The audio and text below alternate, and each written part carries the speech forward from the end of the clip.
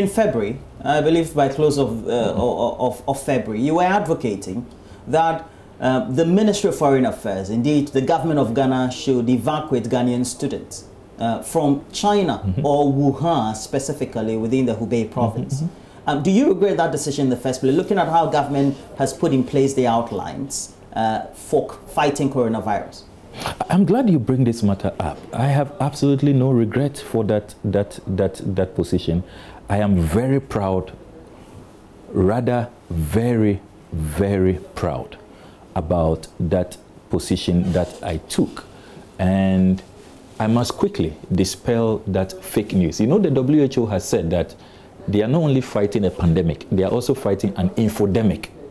Government propagandists have said that, oh, if we had listened to Okudzeto Ablakwa, Ghana will by now be like Italy, be like France, be like America, because Italy, France, America evacuated their students, and see what has happened to them.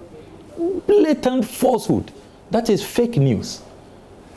Check the cursory reading. The cases, the first cases in all of these countries had nothing to do with evacuation. Indeed, the science shows that evacuation is your best bet, because evacuation follows protocols. Before you evacuate any group of people, you test them to be sure that they are negative. If you are positive, you don't go on board the flight. When you have arrived at your destination, you are quarantined. You are put under compulsory quarantine for not less than 14 days. And you are checked.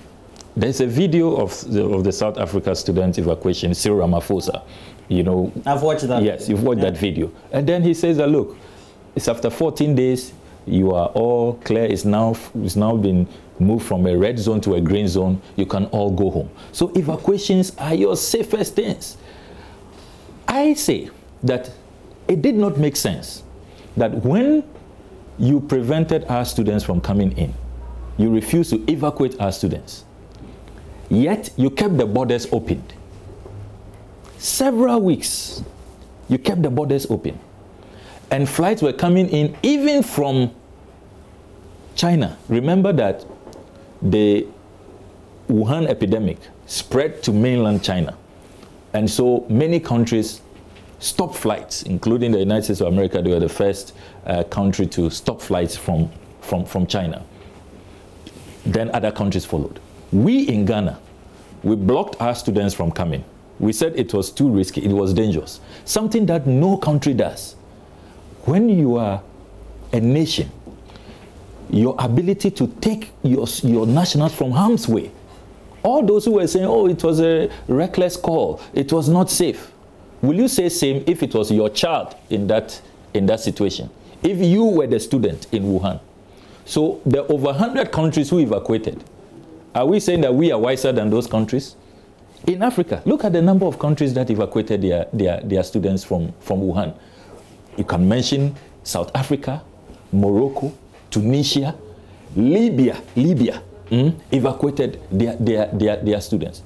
Mauritania, Kenya, they all evacuated their students from Wuhan. So even when you listen to government at the time, there were conflicting reasons. First, they claimed that it was too risky.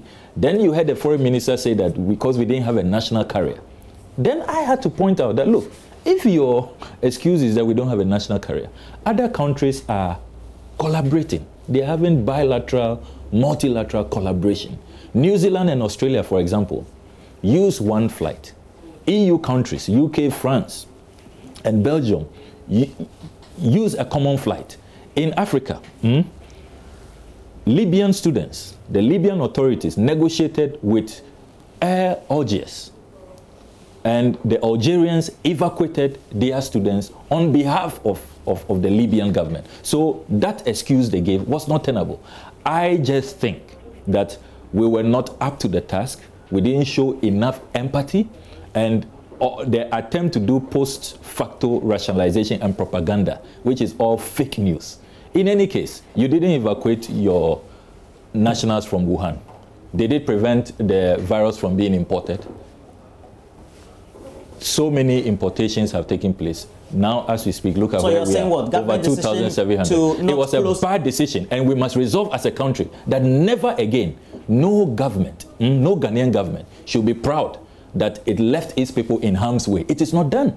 It's an indictment on the